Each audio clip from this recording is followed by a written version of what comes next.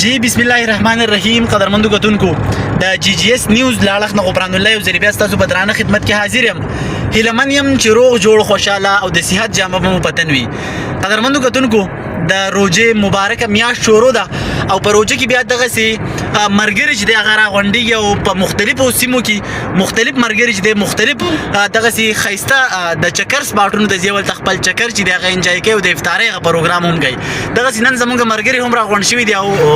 یو وړو کې شانتي د افطاری پروګرام راخکړه او د ډډهري پارک ته نو ټول را غونډ شوی په دې کې زموږ سره د موسین دی د لقمان دی اسیم خان دی او عثمان دی او د زموږ د دې ترڅنګ چې دینو زموږ ډرایور سیب چې دینو موسین علي قاری سیب چې دی هغه هم دی خو هغه چونکی ډرایوینګ کوي نو دغه یو هڅه یو کړی ده چې دغه خپل مسافرو ته دغه خلاګانی هم وخی او بیا دغه خپل چکر چې دی دا هم تاسو سره شریک کو نو پروګرام به مخ په وړاندې بوزو مرګرو سره به هم خبرې اترې کوو دغه د خپل افطاری دغه خوندور مناظر چې دی دا به هم د خپل کیمرې په دغه شیشه کې راخوندې کوو تاسو ته به هم دو نو زموږ سره اوسئ مرګرو دغه تاثرات هم لګاخلو عثمان چرته روانه او روجي څنګه تیریږي یاره بس تاسو پارټي جوړه کړله او ډډهاري پارک ته او تاسو وی چې زو چکر وو محسن قاری صاحب وی موږ راځي چې زو مسافر د بس ویل غواړي مسافر به په خصوصي ته مسافر ته ډېر خوشحالي کی چې کله دا ګوري هغه چې خپل کله ګوري او دا تاسو ګوري بیا خپکیږي خو ځا خیر بیا خپل کله وته خاين او خبره ده ډېر زیاته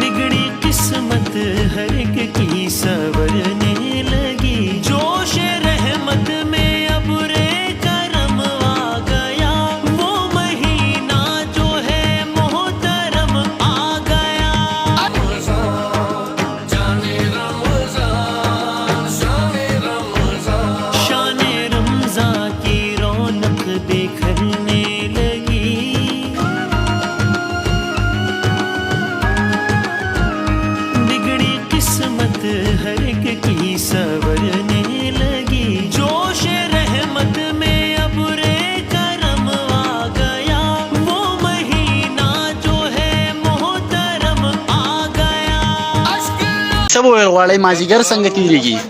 دا هو ډېر خپل مازیګر دی د الله رحم دی د جمعې ورځ وه او دغه ختم شو ختمونه وشول په ټولو جوماتونو کې نو بس خلکو چې کوم دی افطار پارټۍ دی چې کوم ټول راووتل سره به یو هم ګوري د افطارۍ پروګرام دی مازیګر دی د روژې نو سبو ویل غواړی څنګه روژه تیریږي بسم الله الرحمن الرحیم خبره ده ډېره زبردسته روژه ده او ماشاءالله خلکو ختمونه وکړل د 15 سنه خوا چې دی نو خلک راځي تفریح لپاره دا یو ډېر زیات زبردست مقام دی د ډډهري پارک چې دی ډېر لوی ځایونه له خلک راځي یو واضح او کولاو ځای دی ماشاءالله تاسو په خپله ګورئ د ګڼې توضیح اندازه ونه کوئ مسافرو ته به څه ویل غواړئ مسافر ته خو دا وایو چې الله دې خپل وطن باندې ثواب وکړي او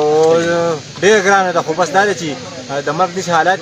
دي د هر زوی د مخ خوشحالېږي خپل مسافري کوي تاسو هم چونکې مسافري کړې ده او وس راغلی نو څنګه درته محسوس کېږي چې ټول عمر مسافري او روژه په کور کې تېرېږي بیا ستا ډېره مننه الله دې خوشحاله کړه مسافري خو جو تا ته پته ده چې مسافرۍ کې سړی د کلي یادونه مطلب د روژه او دا ملګري او دا چکري دا خو ډېر یادېږي او نو ډېر ښکلی ماحول دی او ګڼه ګوره هم ډېره زیاته ده مخکې به چونکې خلکو تاسو ته پیغام درکړه اوس به تاسو دغه مسافرو ته څه پیغام او مسافر خو دې الله دې خپل رحم او کرم وکړي او هغو ته هم موسم ښه دی خو نه د کلي دا موسم او داسې نو دی او د هغې ډېر زیات فرق دی نو الله پاک دې هغو هم رحم دې پرې وکړي او دلته خو ډېر ښکلی موسم دی موسم ډېر ښکلی دی او چکر ته راغلي یو د روژې پروګرام دی او ټول ملګري راغلي دي روژه ماتې انجوای کوي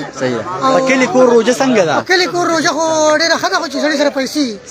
پیسې راسره نه وي حالات ډېر خراب دي راته هم اوس یوه خبره وکړي قاري صاحب څه ګڼې روژه څنګه تېرېږي او بیا څه به ویل غواړي د روژې د دې مازدیګر په هکله مسافر به دې ګوري ماشاءالله ډېره ښکلې روژه تېره شوه کاروان هم امید دی چې دغه شان وي صحیح ده مسافرو ته به څه ویل غواړي څه ووایو بس الله یو په ډکه مغول کور ته راوله امین الله یو کامیاب څه پخوئ کړایي کابلي پولاو ها ماشاءالله صحیح ده صحیح ده روژه څنګه تېرېږي روژه او چکر خاصه به ویل غواړئ دا مازدیګر څنګه تېرېږي د روژې او مسافرو ته به څه ویل غواړئ خپل مازدیګر دی دلته راغلي دا مسجد شکر الحمدلله بیا الحمدلله هر څه ورځي پخوئ څه پیاز پخوم چې پیاز بخورو غریبي ده صحیح ده افطارۍ له څه پخوئ پیاز پخوئ صرف پیاز دی او غوښه بس پیاز او غوښه